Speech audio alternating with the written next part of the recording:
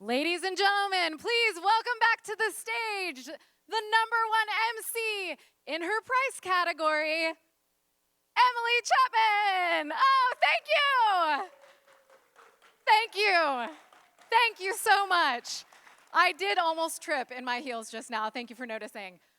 Ladies and gentlemen, it is my honor to present to you your keynote today. His resume is pretty impressive, so I'm going to go through it now. Clients in the Fortune 50 and across the globe trust Scott Eninger as their premier consultant for leading business growth.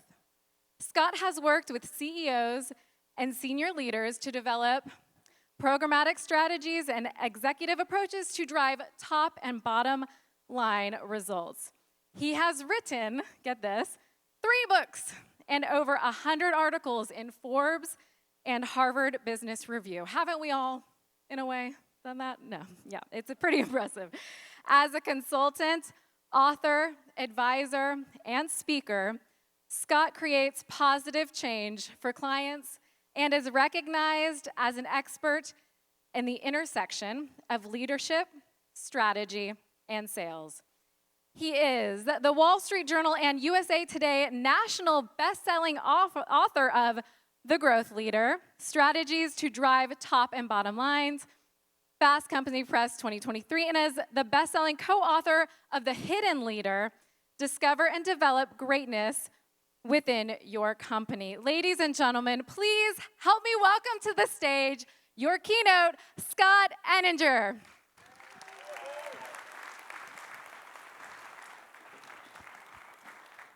Thank you. Thank you. Such a warm welcome. It's great to be here. What a wonderful event. All right. So, how many of these companies do you recognize? Many? Few? All of them. Great. Okay, now take a closer look. Tell me, what do they all have in common? It's not that they all paid less in taxes than anybody here, but what do they all have in common? Anything? Okay. What they all have in common is that in the last few years, they all fired their CEOs. And in plenty of other cases, many other leaders and managers along with them. And why? For failing to realize growth. Now, since March of 2020, many organizations shifted into survival mode as we face serious economic headwinds, beginning with the pandemic, but then extending into labor challenges and supply chain issues, inflation, recession, tariffs, global uncertainty, right? And it's not like the world or your markets are going to stop throwing challenges at you. There will always be something. But if you are a leader, and I know all 1,400 of you are leaders, right? Try that again. I know all 1,400 of you are leaders, right? Yes. So if you are a leader, it is not enough to simply lead your organization to survive. It does not take great leadership to maintain the status quo. You've got to lead your organization to thrive. And in business, really in any organization, thriving means growth. Now, there are a lot of ways that you can measure that growth, from revenue to net income to market share, wallet share, even measures of customer loyalty like Net Promoter Score. I've had a chance to talk to a number of leaders, a really good cross-section of the companies that are here today, from small restorers to large ones, from privately owned to private equity owned and franchises. So I know that for you, when you think about growth, it's top line revenue, bottom line profit, and growth in diversifying your services. But whatever you choose to focus on, whatever it is, growth of some kind is always the objective. Because an organization that is not growing is stagnating, or worse, dying. So that means every leader at every level of your organization, whether they are aware of it or not, is responsible for contributing to that growth. Bless you. Growth is the leadership issue. But growth is hard, and it is not enough to simply provide great restoration services if you want to grow. 2007 saw the introduction of a new piece of technology hailed as the greatest innovation of the last half century. And if you wanted it, and you definitely did, there was nothing else in the world like it. You could only buy it in one place. Anyone? The Apple Store. Right. And of course, you had one choice of model, one choice of service. It was, heard it a few times here as well, the iPhone. Right? One choice of model, one choice of service. Now, fast forward just 36 months to 2010, and the iPhone is still a market leader, but now there's plenty of competition. You don't have to go to the Apple Store to buy it. It's available, as are its 24 competitors, pretty much anywhere that sells electronics. Service is available on every major network. Now, the iPhone's still a market leader, but in a span of just over 36 months, it moves from a market position of complete uniqueness to being one of many, with plenty of those competitive options looking at least similar, maybe even the same in the eyes of customers.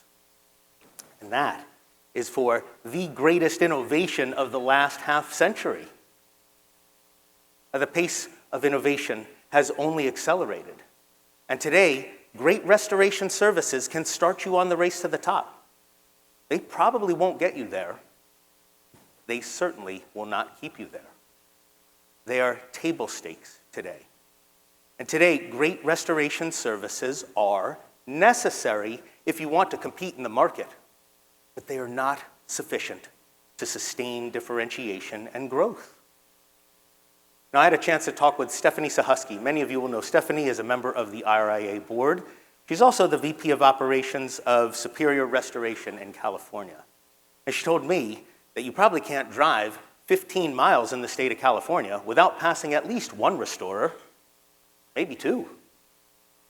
And your industry has a low barrier to entry, at least a relatively low barrier to entry. And that means your competitors can replicate your offerings and leapfrog you faster than ever before. So commoditization is a marketplace pandemic, making it harder and harder for your restoration services to stand out and command a premium.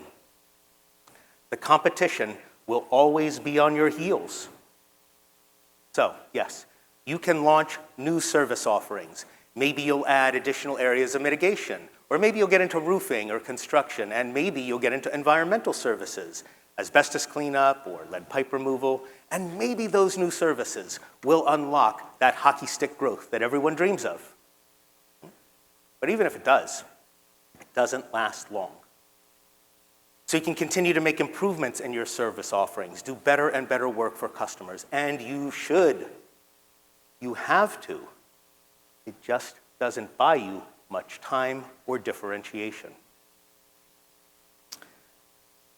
So if great restoration services are only part of the growth equation, where else can you turn to differentiate and grow?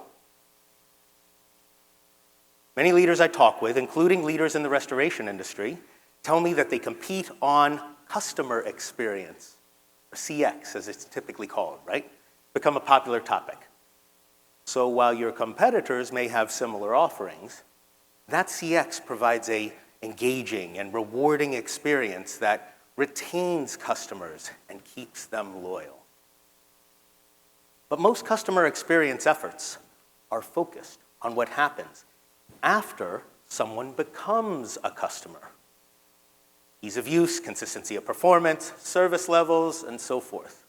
And what is conspicuous by absence in the customer experience might be the most important part. Most CX efforts miss the first step, the sales experience.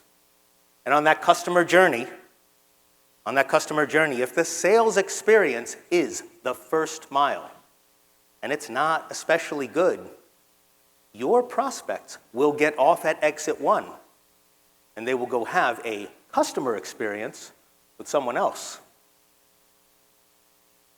A research by McKinsey & Company on buyer behavior in B2B companies found that there is a 25% of the decision that is based on the overall sales experience.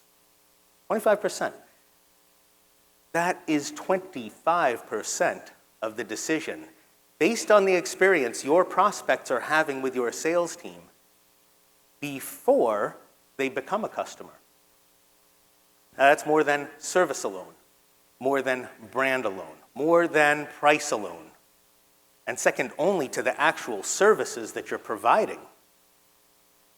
Even more remarkably, a study by Gartner found that among existing customers, the buyer's experience with the sales process accounts for 53% of the decision, more than everything else combined. So as long as you are at least competitive in all of the other areas, the sales experience can be the factor that tips the scales in your favor. When your restoration services start to look similar, maybe even the same in the eyes of customers, it is a valuable and compelling sales experience that propels customers to choose you. So I live in Florida, not here in South Florida, further north, but it's April and you can tell it's pretty hot here, huh?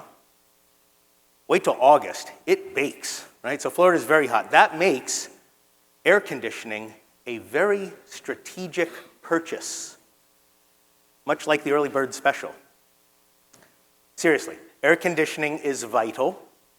And a few years ago, I was in the market for a new AC system. And what I thought I needed was a larger, more powerful AC unit.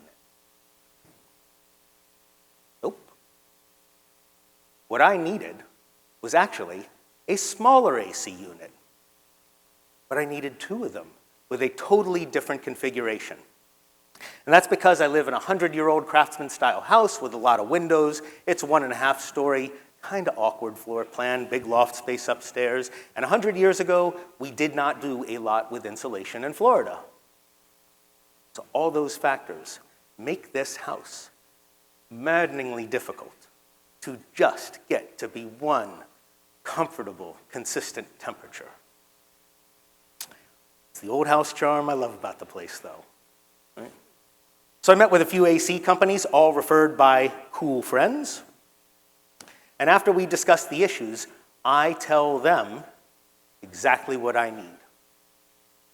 Now, by the way, how often do your customers come to you and tell you exactly how you should scope a job or how you should do the work? But you know there's a much bigger picture, lots of things they're not seeing. You know there's a better way. That is an opportunity. Now, the first two companies, they come back with proposals for exactly what I asked them to sell me: larger, more powerful AC units. But the sales experience with the third company, totally different. Sales rep's name is Gary. Gary starts by measuring all of the windows. He's calculating the heat load in different parts of the home. And then he's measuring the temperature differentials between the two floors and all of the different rooms. And then he's evaluating the strength of the airflow, testing the ductwork like every 5 feet. And after all that, he comes back with a proposal that is 3 times the cost of the other two. 3 times the cost.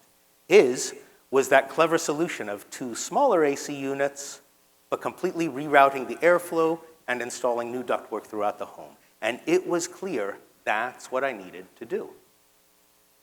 Solution I never would have come up with on my own. But at 3 times the price? I mean, come on, Gary. Buying a new AC system only slightly more satisfying than buying a new roof. Well, because Gary is an expert, he's able to tell me why just buying a larger, more powerful AC unit would not produce the results I wanted.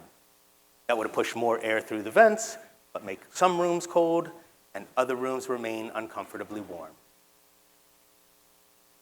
But here is the kicker. The other two companies, they could have sold me the exact same thing. They're all distributors of the same equipment manufacturers, and they all have the same installation services. It was the sales experience that made the difference. The winner of the business had expertise in the mathematics of heat load and a deep understanding of the dynamics of airflow. Now, the other two companies that lost the business, they had plenty of knowledge about their services. They could describe the equipment and their service installations. They were plenty personable. They all had good follow-up. These things did not differentiate. The winner understood my unique circumstances, and most importantly, how to properly cool my house. Now here is an interesting case study direct from the restoration business. Tomas Mejia and Sonia Gonzalez are PuraClean franchise owners in Denver, Colorado. They actually own 10 franchise units from California to New Mexico to Texas, on to Tennessee and North Carolina. Tomas and Sonia are not just any franchise owners. They are PuraClean's two-time franchise of the year, 2022 and 2023. And I had the chance to meet Tomas and Sonia last year when I spoke at the PuraClean International Convention. After I spoke, Tomas came up to the stage, introduced himself, and he said, "Scott, these ideas about the sales experience are great, and they really work in our business." I said, "Well, thank you, Tomas. I know that. How do you know that?" I figured he had just heard them. Well, Tomas told me that he had read The Growth Leader 6 months earlier. He was part of the conference committee, so he'd gotten an early copy. He said, "I'd read it 6 months ago, and I've been implementing the ideas ever since." And Tomas told me that what struck him about this was the ability to use the sales experience as a point of differentiation to help you stand out in a crowded market. Now, like all of you, Tomas and Sonia, they face similar issues in their markets that you face in yours. Increased competition, customers getting additional estimates, declining closing rates, all of the same issues that you face. But instead of just saying, you know what, in sales we're just going to push harder or lower our rates, Tomas went about rethinking the entire sales experience that they provide and redesigning that sales experience, as he told me, with a focus on professionalism and education and creating value for customers. And in doing that, they redesigned that sales experience, everything from how they engage with customers and navigating the insurance process, helping customers to understand complex estimates, flagging hidden risks, identifying the unintended consequences and the choices that homeowners might make. And in this way, Tomas and Sonia and their teams were focused on differentiating based on their expertise. Differentiating based on their expertise and their professionalism and the value they provide for customers in the sales experience. The results? Well, Tomas told me and Mark Davis, the CEO of PuraClean, that they had experienced a 31% increase in closing. They increased closing rates from the low 40s to the high 60% by focusing on the sales experience as a way to set themselves apart as more professional and as the experts in the industry. And that is not simply winning a few more jobs. That is a meaningful difference in the way your customers choose you. So, why don't leaders and organizations do more to leverage the power of that sales experience to drive growth?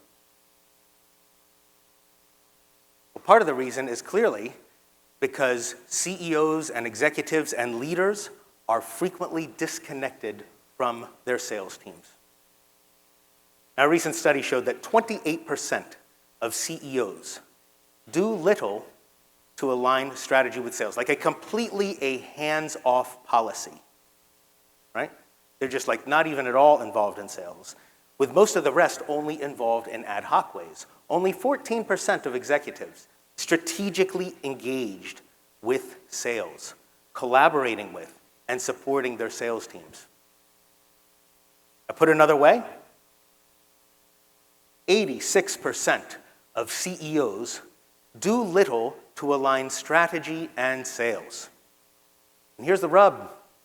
If they're not doing it, it's unlikely any other leaders are. And that represents a huge missed opportunity. I had a chance to talk with Anthony Nelson. Many of you will know Anthony as an RIA board member in Hawaii. And Anthony is also, you may know him as a consultant in your industry. He's actually worked with over 50 restoration companies. And when I shared this with him and we talked about this issue, he agreed, yeah, this is a common issue. This distance at best, disconnect at worst from leaders with the sales organization, with your sales team. Now, it's not like executives and leaders don't know that sales is important, right? I mean, everybody knows sales is responsible for the health of your revenue stream. It's viewed as critical, but not strategic. And when I spoke with Scott Peterson, who owns a mid-sized restoration company in California, he said, that's it. We all know it's important, all of us as leaders here. We all know it's important. It just doesn't get the strategic attention it deserves from us. There's a lot of reasons for that. We'll get to some of that. But it's critical and not strategic. It's sort of like sales teams disappear in a puff of smoke. Do whatever they do, make sales calls, knock on doors, maybe take people to lunches, come back with contracts.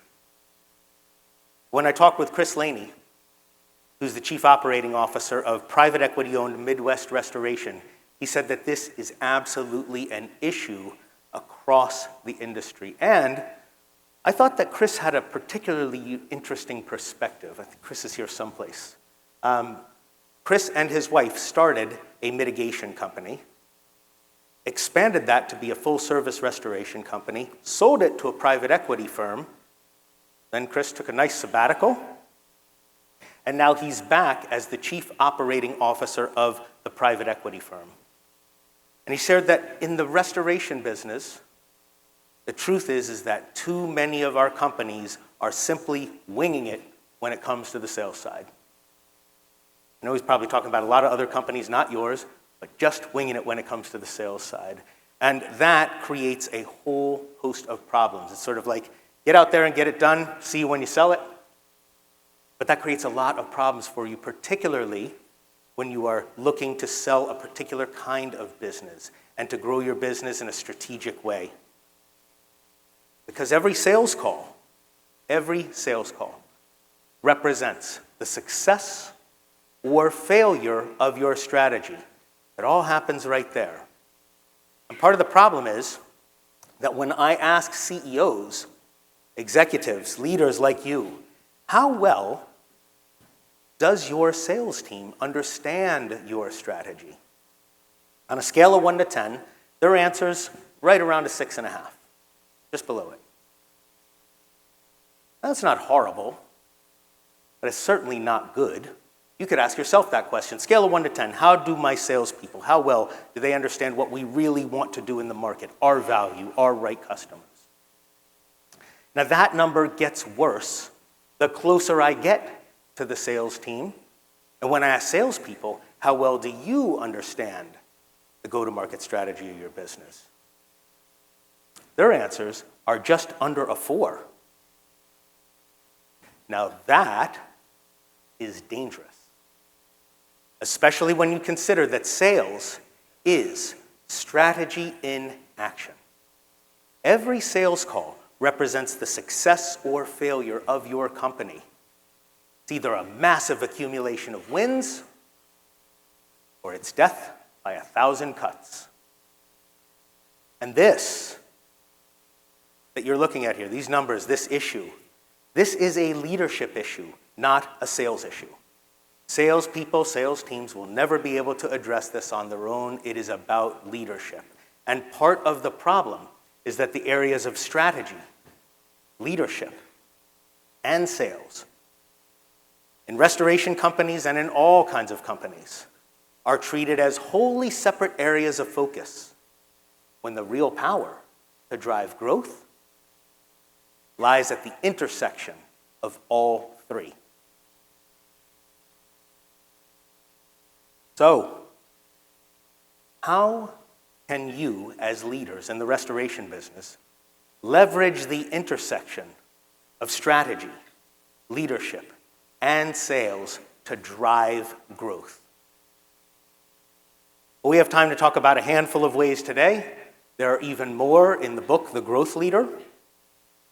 But the first step, the first step is to shift your mindset, about sales. It's up here. Sales has long been plagued with what researchers call sales stigma. And that stigma influences dozens of decisions made by leaders throughout your organization about sales. Who you'll recruit, how they'll be managed, how they'll be paid, how they'll be developed, how they'll be deployed in the field, and so much more. Now, culture. I've talked with many of you about culture, many restoration companies, the importance of culture. Culture is this, it's simply this. It's the beliefs that shape behavior. So what you believe is necessary for a successful sales organization. What you think about sales and what's required there will establish the behaviors that create a culture where sales is either your hidden differentiator or merely a series of transactions.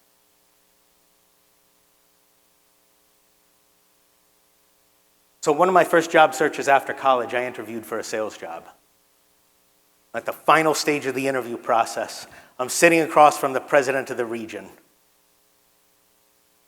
I just completed a psychological assessment of sales aptitude, met everybody in the office, got great feedback along the way, so I'm thinking I'm about to get an offer.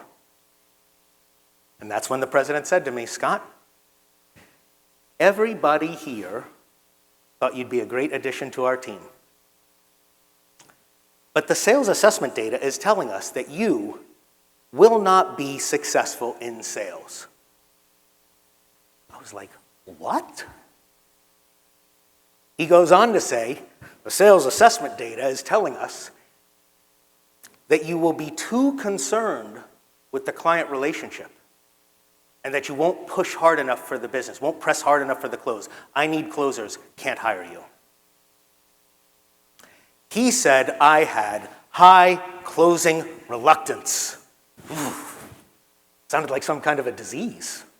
You know, it's like, I'm sorry, Scott, you have high closing reluctance. You can't work here. You know? Now, I was devastated at the time. I really wanted that job. But what I know now is that the data in that assessment, they were absolutely right. But it was the conclusions that were drawn from that data that were absolutely wrong. You see, it was based on a set of beliefs that held that one of the most important characteristics in sales success was closing. But the notion of applying pressure on somebody to make a buying decision was completely unappealing to me. I wanted to do work that was about helping customers achieve their objectives, solve problems, reach their goals.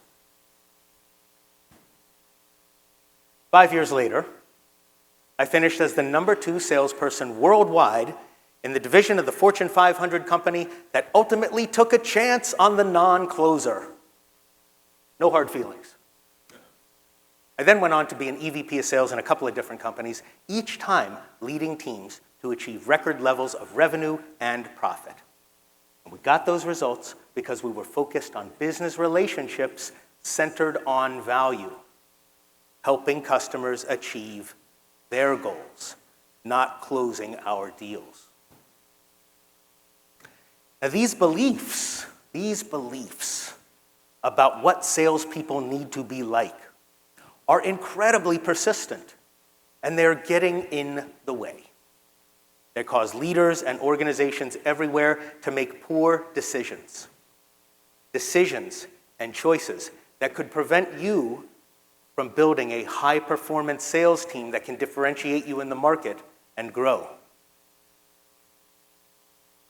Even Dan Pink's book, To Sell is Human, reveals how we think about it, illustrates how we think about it.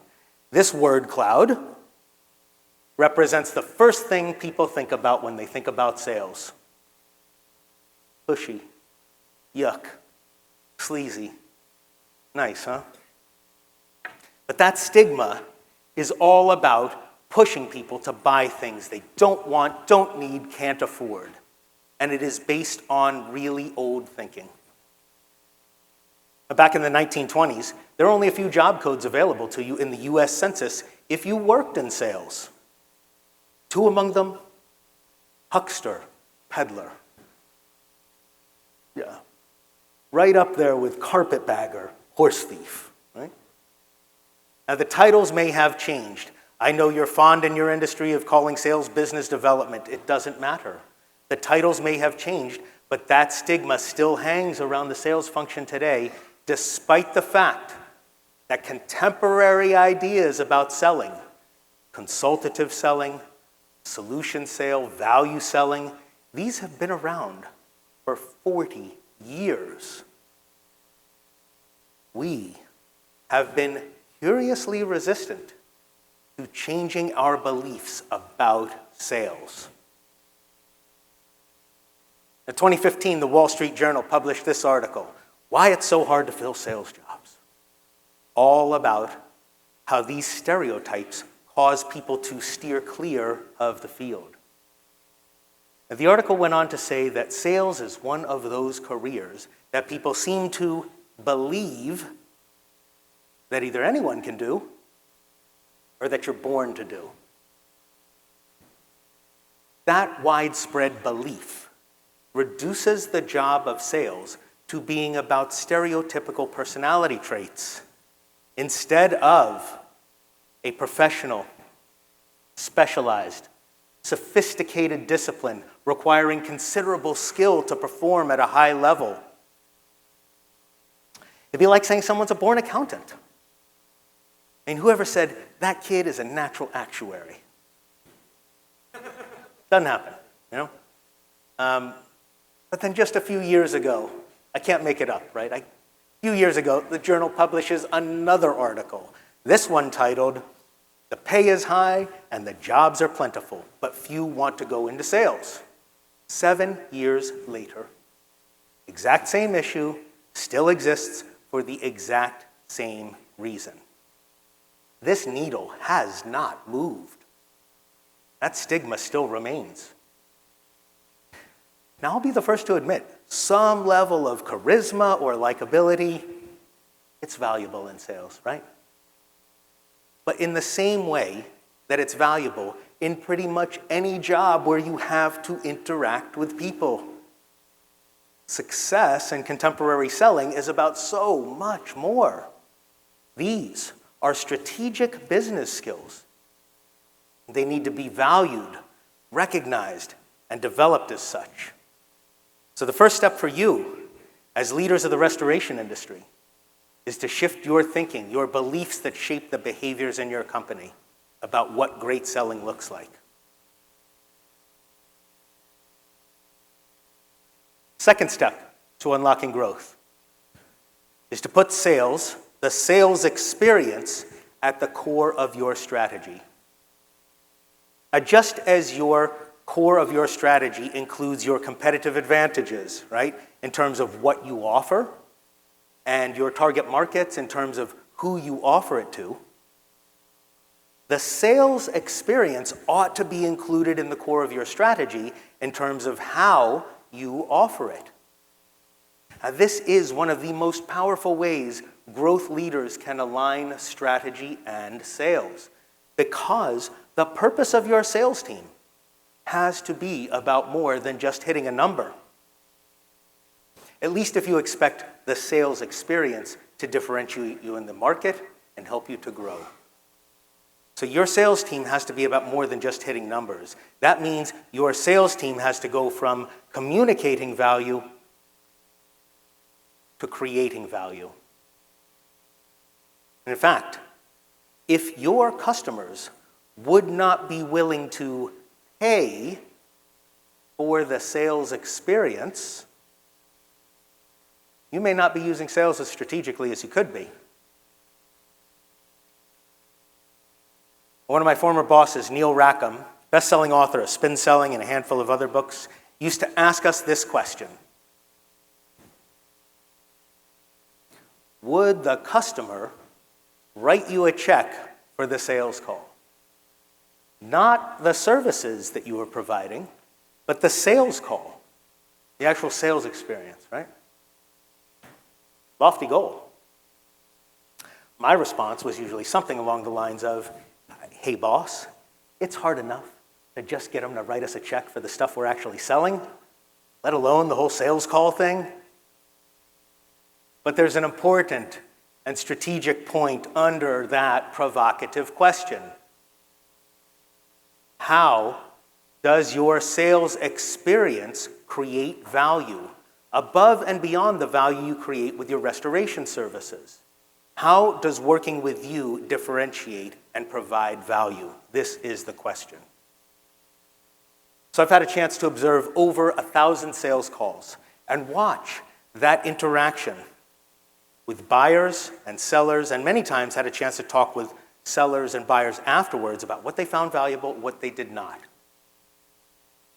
Not once did I ever hear, the way the seller described the services they were providing.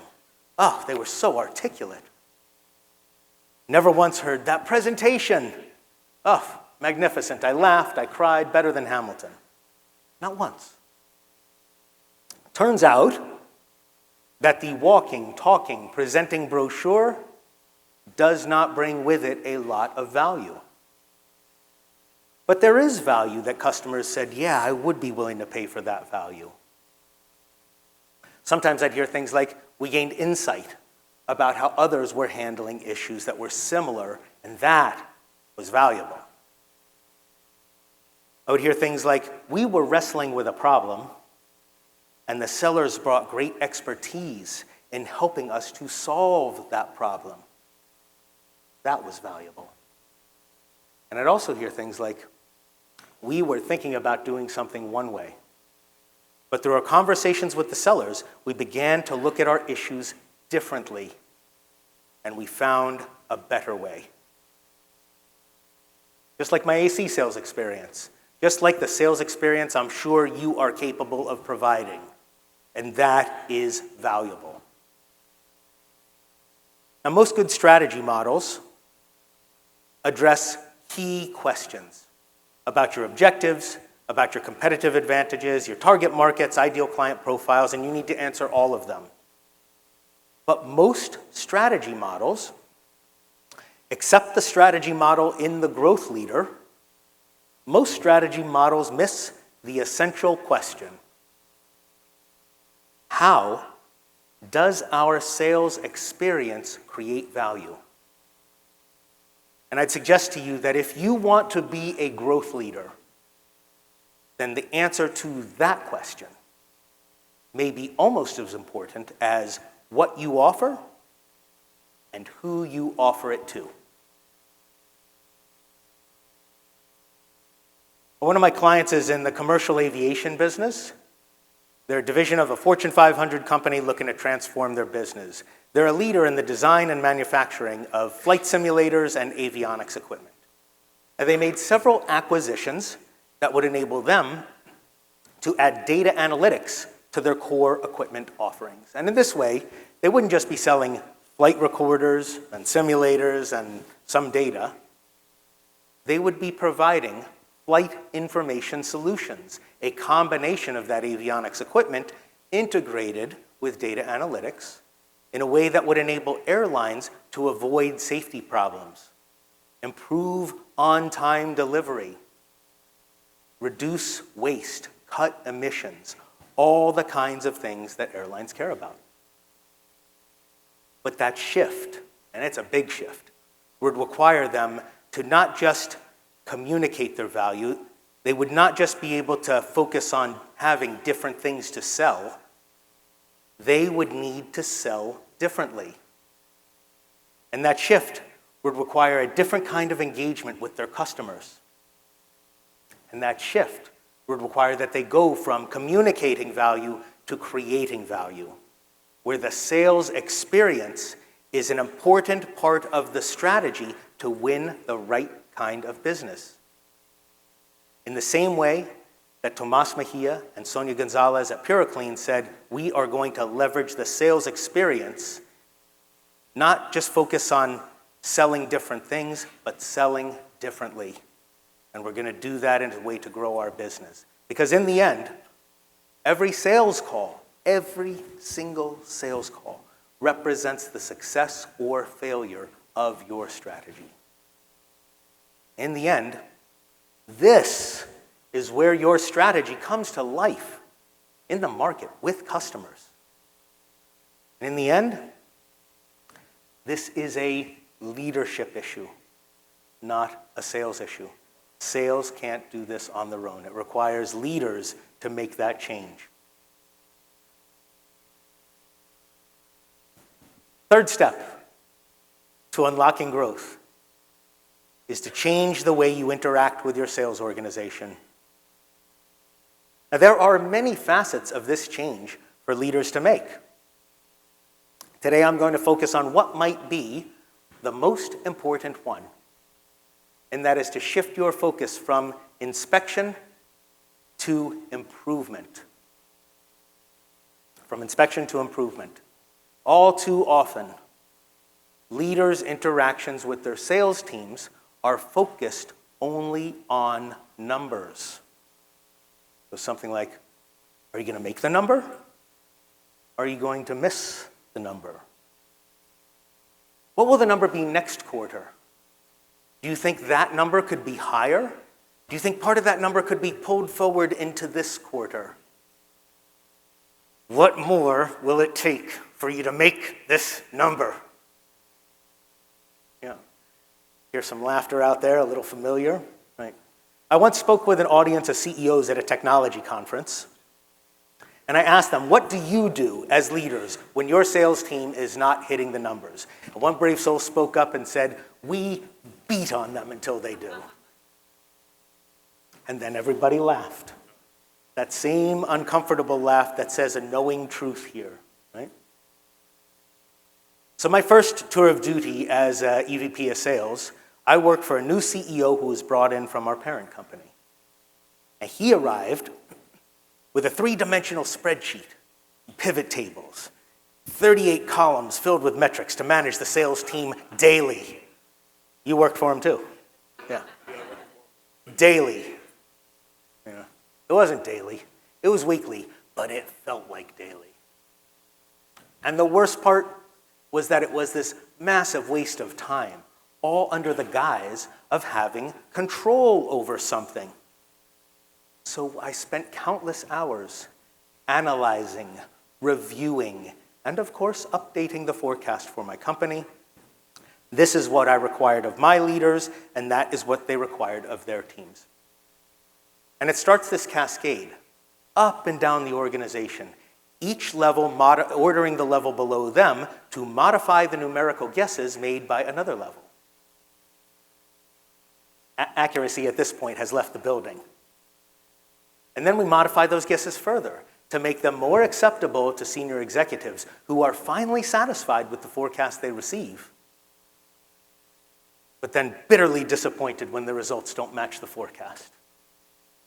And that is both a typical and uniquely counterproductive experience. Yeah?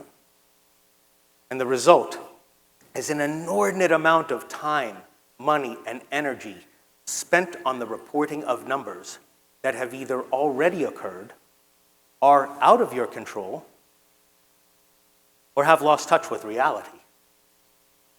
And that's inspection, not improvement. I think most of the laughter here might have come from some of the private equity folks. Just a hunch there. Yeah. Inspection, not improvement. Now, of course, you got to have a good handle on your forecast and your key performance measures. No question about having a firm hand on the tiller of current business. But if you want to be a growth leader, then your primary focus ought to be building and developing a high-performance sales team that can differentiate you and help you win in the market and win big. Improvement, not inspection. Because you can't manage numbers. But you can manage people. And the best tool you have for improving the performance of your people is coaching and developing your talent. Now, one important caveat here, you cannot delegate this, developing others and coaching. You can't delegate it to human resources if you have human resources. You can't delegate it to others. It has to come from leaders across your organization as part of a strategic imperative to drive growth. One of the leaders here that I had a chance to talk with is Andy Whitcomb. Andy is president of a medium-sized restoration company in Alabama. And he told me that they instituted regular one-on-one meetings with their business development team and their teams in the field, specifically not just to go through forecasts, not for inspection, but rather to help them improve their ability to pursue and win the right kind of business, right? Not just helping them to close, but helping them to create value in the market, find the right kind of business. A research from the Sales Management Association found that there's a 15% improvement in revenue performance among leading firms who are strategic, who are effective in their coaching, versus those who are not. 15%, not bad. And could you use an extra 10 or even 5% of revenue just for doing that well? But this is not the first time any of you have heard about the value or the importance of coaching. It's got to be at least the 100th, maybe the 1,000th time, right? And my observation, restoration companies and companies in all industries, is that coaching just does not seem to happen the way you think it does. I did some research on this, research on the effectiveness of leaders as coaches. It was originally published in Harvard Business Review. And I asked leaders at all levels of the organization, right? Leaders at all levels of the organization tend to rate themselves fairly high as coaches. 79th percentile. Essentially saying, I do a lot, I do it well. Now, the direct reports of those same leaders, also at all levels of the organization, tend to disagree, rating them about the 38th percentile. Now, the technical term for that is divergence of opinion. Now, I get behind that because I'm curious, so I talk with a lot of people in this study, and what I find is that a lot of what leaders do when they are coaching is not coaching. It's inspection, it's reviewing numbers, it's going over forecasts.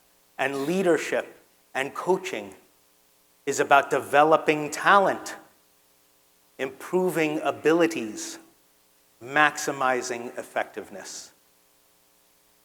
It is common sense, you all know it, but it is not common practice. And this is critical path if you want to be a growth leader. All right, fourth step. Fourth thing you got to do if you want to be a growth leader, you have to inspire and motivate your teams. Now, in my first book, The Inspiring Leader, the research was clear. No other area of leadership competence was as powerful or had a greater impact on high performance than the ability to inspire and motivate. It is the most valuable leadership competence. Inspiring and motivating is about moving people to action. Greater performance, better productivity, stronger results. And the number one behavior among those leaders considered to be the most inspiring is the ability to use emotion, to make an emotional connection. Whenever I share that research with an audience of professionals, I go out of my way to highlight, I'm not talking about big displays of emotion or excessive emotionality or group therapy or oversharing, not at all. What I'm talking about, fundamentally, is connecting as human beings, not task-focused robots. And humans are emotional beings. It's how we make connections. Very few decisions or actions are based on logic and facts alone. As the old maxim says, logic makes us think, emotion makes us act. And emotions are what connects leaders to the organization. So when I studied the data on tens of thousands of leaders, it was clear there are a lot of ways that you can use emotion to inspire and motivate your teams. Now, the more I learn about the restoration business, the more I realize you are in a business filled with opportunity for emotional connection. I mean, let's face it, you're the people who save the family photo albums, right? So every day you have an opportunity to find an emotional connection with others to move them to action. Here's a few ways. You bring energy and enthusiasm.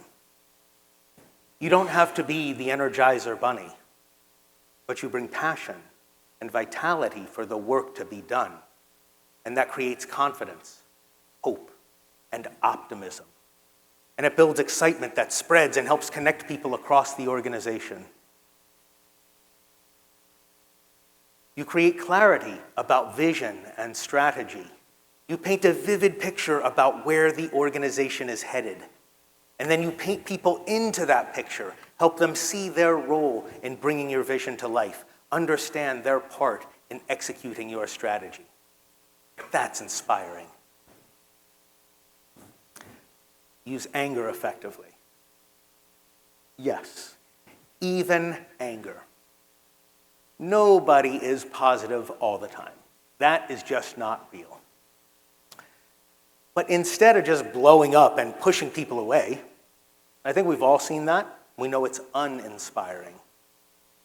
The best leaders are able to get behind that anger and use it to communicate their concerns, their frustrations, even their fears, which are often the kinds of things that are driving the anger in the first place. And they do it in a way that galvanizes commitment, galvanizes attention, draws people to them, not repels them. You focus on developing talent, coach, and invest in your people. When I talk with leaders about the best and most inspiring leaders they've ever worked with, I always hear stories about leaders who helped them to grow, helped them to fulfill their potential, to advance in their career. And that builds incredible engagement and commitment.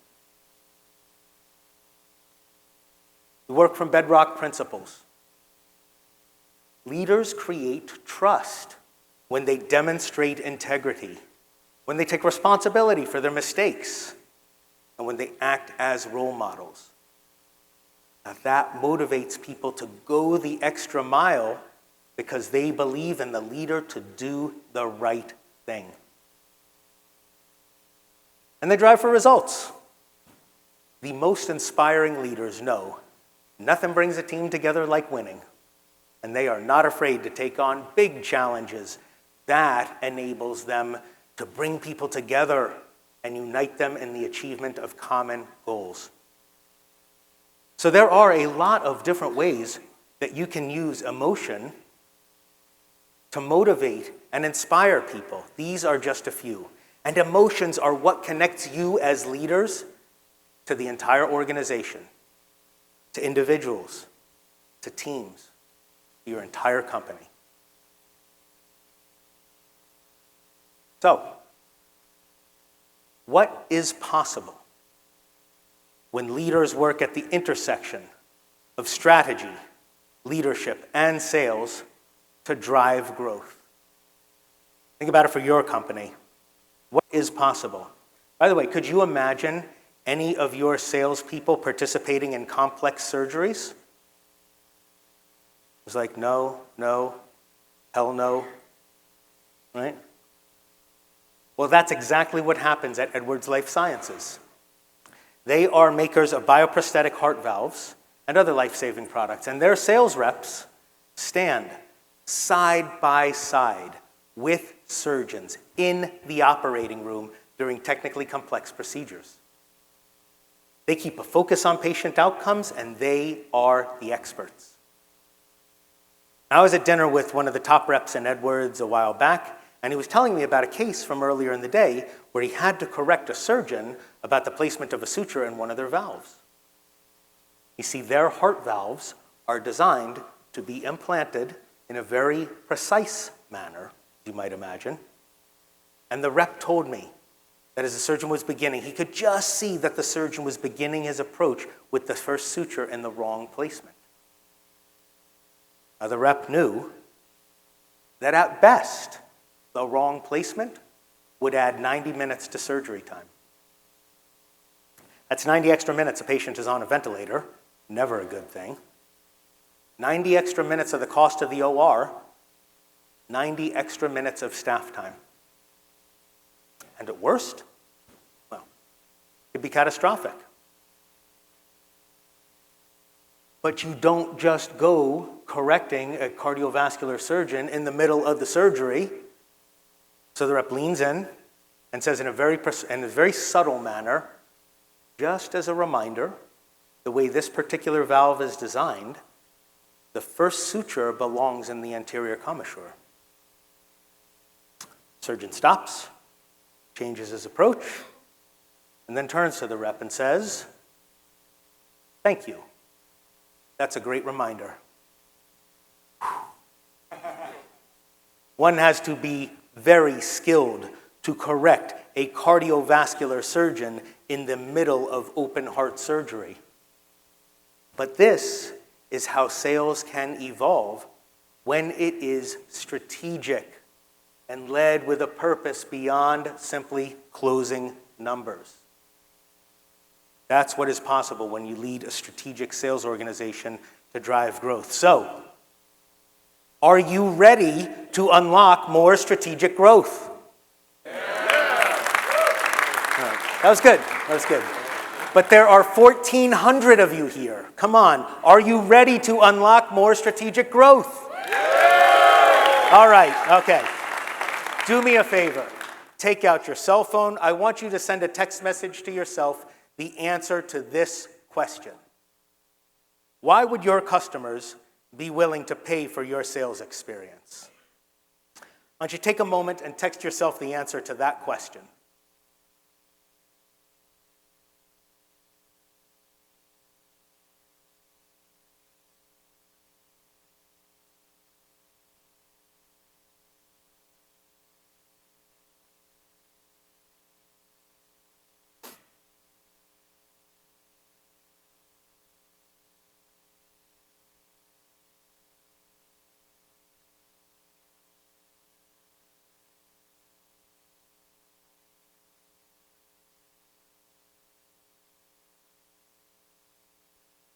Okay, now I want you to turn to the person next to you. You're going to have to make a choice there, left or right. I trust you to figure it all out. Turn to the person next to you and share your reason for why your customers would be willing to pay for your sales experience. Take a minute to do that.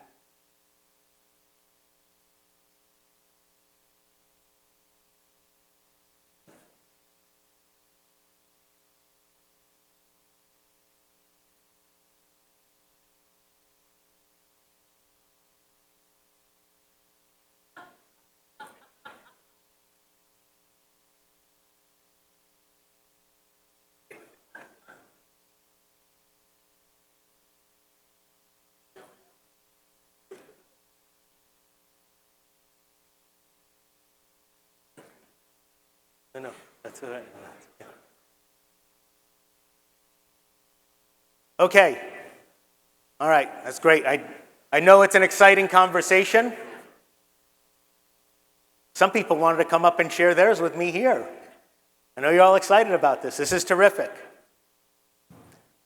I'd like you to continue the conversation as we go into the break. Before we do that, congratulations. That is the first step to unlocking more strategic growth, thinking about the value that you create in your sales experience. And that is the first step in having a more strategic and tighter connection with your sales team who are responsible for the execution of your strategy in the market. Here's a few resources to help you on your way with the growth you are trying to receive.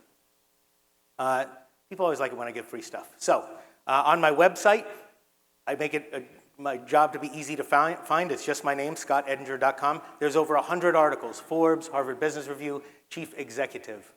Have a look at all of them. I've got a new video series on the growth leader that will be coming out in the next month. I hope you find that useful also. And you can find out about that by subscribing to the newsletter. I know, just what you want, another newsletter, right? I promise it's never commercial, valuable, short, and only once a month. That'll give you those insights. Second, on the Growth Leader book page, there is a free Growth Leader workbook. So if you've got the book, then here's a workbook companion that can help you walk through exercises that will help you to be more strategic, design and deliver that great sales experience. And then finally, join me on LinkedIn. Follow me there. I do a once-a-month live stream event, topics like we discussed today. Once a month, third Tuesdays at 10 a.m. Eastern. So follow, meet me there, all right? All to help you in your growth, because growth is the objective of every organization. Growth is what keeps companies dynamic, employees energized, your competition at bay.